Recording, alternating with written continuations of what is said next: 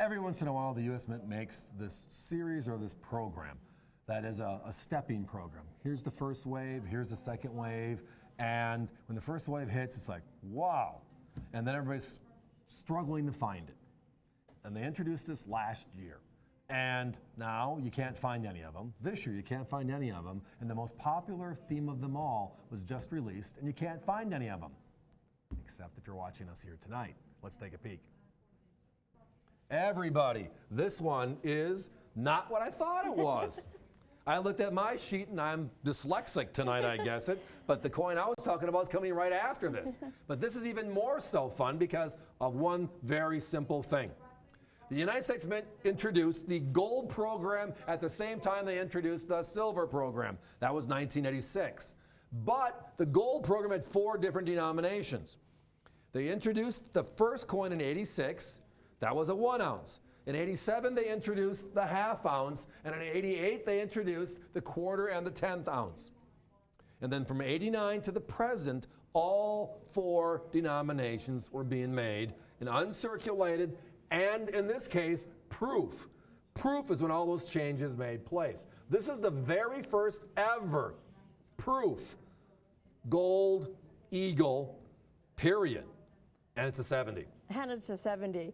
Perfect 70 graded by NGC. Population reports show that there are only 3,059 out there graded this nice, which is perfect 70. It's the first year of issue for the $5 fractional American Eagle, the most popular denomination in the entire series. 1988, year number 1. So traditionally the proofs, and it's been this way since day 1, which is this year, 1988, if you look at the uncirculated mintage of the year, the proof is about 10%. And every year, without fail, kind of falls into that line. But the other side that does not fall into a line or a pattern is looking at how many of them certify as 70s. As a case in point for just raw numbers, just data to just consume and sort out. Last year we had the last heraldic, right? The type 1s. And they made a very limited number of them. Certified in 70 condition, NGC has seen 6,664. So give or take 6,700 coins, right?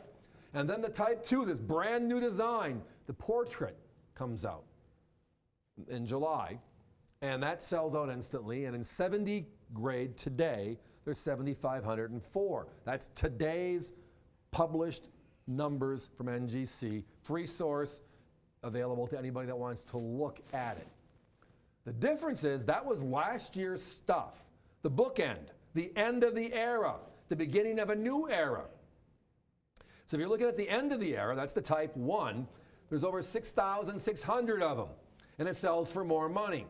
If you're looking at the other, which is the brand new coin, moving forward, the Eagle portrait, the first of its kind, there are more of those as well, 7,500 coins, and it sells for more money. Or you can go back to the one that started it all.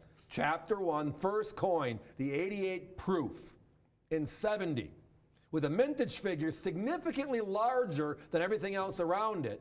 But again, that's just part of the story. The number of coins certified 70, whole different game. They didn't perfect the art of making these smaller $5 gold pieces in proof until later on, which is why all these early years have such tiny, tiny populations. Yet tonight, our price, we're under it. We're only at $599.95, which means we're under the price of everybody else with last year's stuff, which has double the numbers. So it's head scratch time. Not meant to be harmful, just meant to think I could buy last year's stuff, and I love last year's stuff. But I'm going to go and buy the original for less money right now and then build forward, because this one is the crazy value.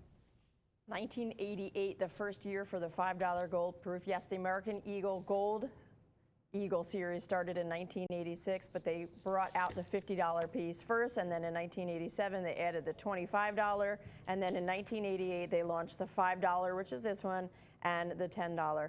The Roman numeral year, I think, is my favorite part. On the just about 3 o'clock-ish, that's where the date is, but it's in Roman numerals. Again, all the early issues, they didn't change that over until 92. 92 forward it was. I can look at, I can read it without having to go back to my readers, so to speak, or my classes of old where I was able to recite and write out all the Roman numerals, something we learned in school in my day.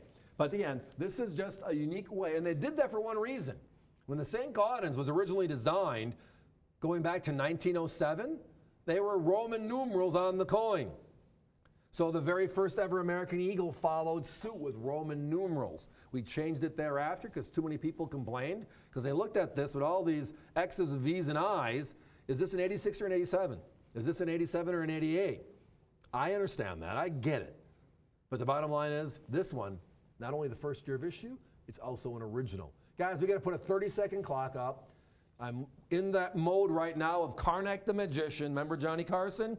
Him and Ed McMahon, he put the envelope to his head. Right now I have more phone calls than I have coins left available. I just can't figure out yet, until I get my powers as a Jedi, to figure out what each of you are actually going to buy right now, and we can stay longer or shorter. Bottom line though, this is a great, great coin. First of its kind ever, highest known. Talk about a lifeline to posterity, right?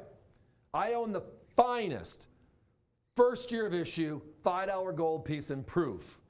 And in the world today, I only have 3,059 people that are global in this club. They made 30,000 S-enhanced reverse proofs. I think I used this comparison like 8 times tonight. Look at NGC's population reports. They certified over 9,000 of them in 70. Same grade, highest ever. Beautiful coin. I love it. It sells for $3,500. And there's 9,000 of those. So talk about popularity, talk about rarity, talk about grade, talk about value. This one is all of it combined.